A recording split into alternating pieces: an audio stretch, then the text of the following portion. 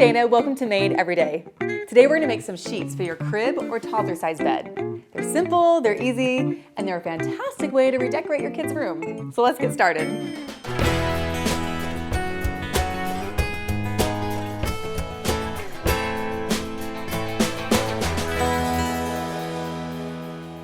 One thing I love about sewing is figuring out how the professionals do it. And the first time I sewed a crib sheet for my daughter, I was amazed at how simple it was, and from only 2 yards of fabric, I could have whatever I wanted. So let's make one that's going to fit your style. I'll show you two different versions. One is quick and fast and has an exposed elastic, and the other is a little more polished with an enclosed casing for the elastic. Here's what you need: 2 yards of fabric and about 2.5 yards of 1/4 inch wide elastic. The first thing we want to do is cut our fabric to the proper dimensions. And the great thing about using quilting cotton is that it's already 44 inches wide, which is the exact dimensions we need for a standard crib mattress.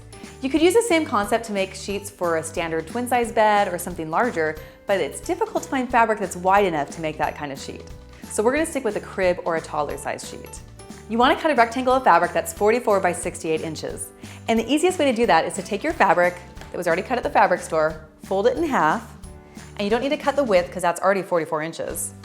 Take your tape measure, measure 34 inches, and just cut your fabric. You could use a rotary cutter for this, but you know, I just kind of like to gauge with my eye where 34 inches is. And I move this down a little bit, and I just keep cutting to that next mark. Okay, there you go. We have a rectangle. Now what we want to do is sew these raw edges under so they don't unravel over time. We're going to leave the selvage edge just as it is because it's already finished off. And the selvage is just the part of the fabric that is finished and has some printing codes on the side. So take your fabric and fold it over about 1/4 inch, and we're going to sew that with a straight stitch. And you don't need to iron anything or use any pins. Do a little back stitch at the beginning. Just sew all the way down. Now this edge is technically still a little bit raw, but we're going to be putting elastic over the top of it, which is going to enclose that raw edge. Sew all the way down. When you get to the end, do a little back stitch. And then I love this cutting feature on my baby lock. It just makes it so easier. I don't even have to have my scissors around. Okay, now let's do the same thing on the other side. Do a little back stitch at the beginning, and then sew all the way down using a straight stitch. Now let's cut the corners of our fabric. Now to create pockets at the corner of the sheet so it really hugs around the mattress, we want to cut out an 8 by 8 inch square from every corner of the fabric. The easiest way to do that is to take your fabric and fold it back exactly how we cut it before, where it's folded in half here, and then we're going to fold it in half the long ways as well, and you end up with 4 corners all together here, so we can cut it all at the same time. What I like to do is to create this little pattern for myself, 8 by 8 inches cut out of cardstock. Then I can just lay it right on this corner and cut right around it. You can use scissors, you can use a rotary cutter, whatever works for you. And then I can just save this pattern for the next 5 sheets I'm gonna make, because you know what else is great about a crib sheet? It's really fun to give as a baby gift. People give baby blankets all the time, but do they always give crib sheets? You could start a new trend. Okay, set these aside, you can use them for another project later. And now what we want to do is sew these 2 raw edges together that we just cut from the corner. So take your fabric with right sides together and match those edges up. And then we're going to sew right down with a 1/4 inch seam allowance. And then we're going to do it for all of the 4 corners. Put your fabric under your machine and sew with about a 1/2 inch seam allowance. Do a little back stitch at the beginning and just sew down till you get to the bottom of that little pocket area that we cut out. Do a back stitch at the end as well, and cut your threads. Okay, now let's do the same thing on the other corners. All the way down till you get to the end there. We've sewed our 4 corners, and as you can see, we've created these cool little pockets on the corners of the crib sheet. Now what we want to do is we want to attach the elastic so that it really cinches up all this extra fabric so it'll be really nice and tight around the mattress. I'm using 1/4 inch wide elastic. You can also use 3/8 inch or even a 1/2 inch. You can buy this at any fabric store. It's sold in little packages or by the yard. And if you're a real enthusiast, you can buy the monster roll online for fairly inexpensive. I actually love having this on hand and I use it a ton. And it's ready for any length that I need. Okay, Now the amount of elastic that you need for this is about 2.5 yards or 90 inches. And I say about because we're not gonna measure precisely. We're just gonna start sewing, stretch the elastic as we go, and where it ends is where it ends, and it's gonna be fast and easy. So let's sew. Take the end of your elastic and place it right over that raw edge of the fabric that we had folded over and sewn earlier. What that is going to do is it'll enclose that raw edge so it doesn't fray over time. Stick it under your machine. And the other thing we want to adjust is that we're going to use a zigzag stitch. A zigzag is important because it can stretch with your elastic. If you use a straight stitch, it would just break the moment that you stretch the elastic.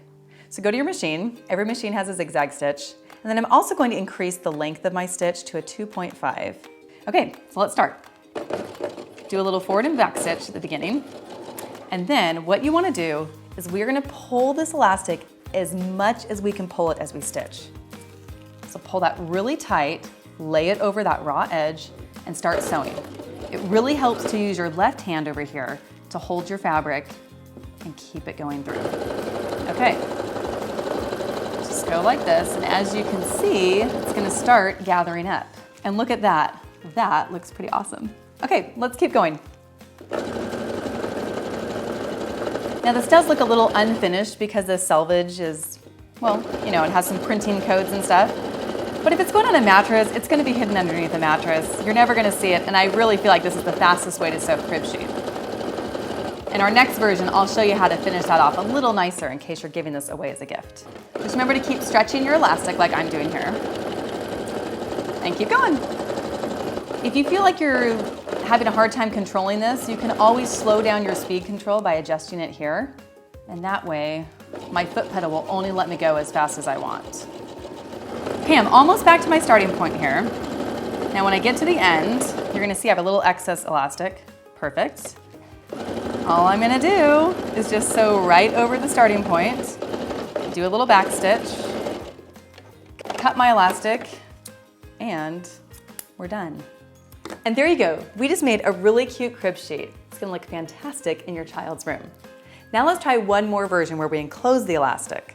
I like this version because it just looks slightly more polished if you're giving the crib sheet away as a baby gift to a friend.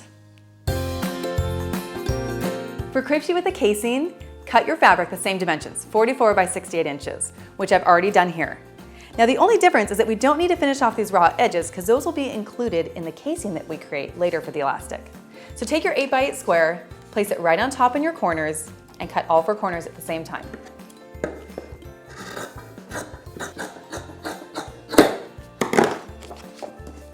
Take the 2 raw edges of one of the corners, bring them together with right sides of the fabric together, and sew right down that edge with a 1/2 inch seam allowance. Do the same thing for all 4 corners. Rather than sewing the elastic right to the edges, we're going to create a casing for the elastic and string it through the whole thing. In order to do that, we need to iron the edges under 1/4 inch and then another 1/2 inch. So get your iron, and we're just going to press it all at the same time. You don't want to go around and iron this thing twice. You just need this to be wide enough that you can get a safety pin and your 1/4 inch wide elastic through. Okay, just keep going all the way around. And now I'm back to my starting point. Let's sew the casing in place. Take 2 pins and mark a start and a stop point so that we leave a 2-inch gap opening for the elastic to come in and out when we're done. Then just take it over to your machine and sew the whole casing in place with a straight stitch, about 1/8 inch from the edge. Do a little back stitch at the beginning and then sew all the way down. Now I've made it back to my stop point, do a little back stitch, and then leave your pins in place because that's going to help us as we find our opening for the elastic to go through. Now grab your elastic, and what we want to do is attach a safety pin to the end. This is going to make it easy for us to pull it through the casing. Now stick it through the opening. You can take your pin out now. You just push it through a little bit, and then shimmy the fabric down, and then push it through some more, and shimmy it down. And as you can see on this side, it looks really nice and really polished with that finished edge. Now, this part you might want to go sit down on the couch, watch a show. This part might take a little while.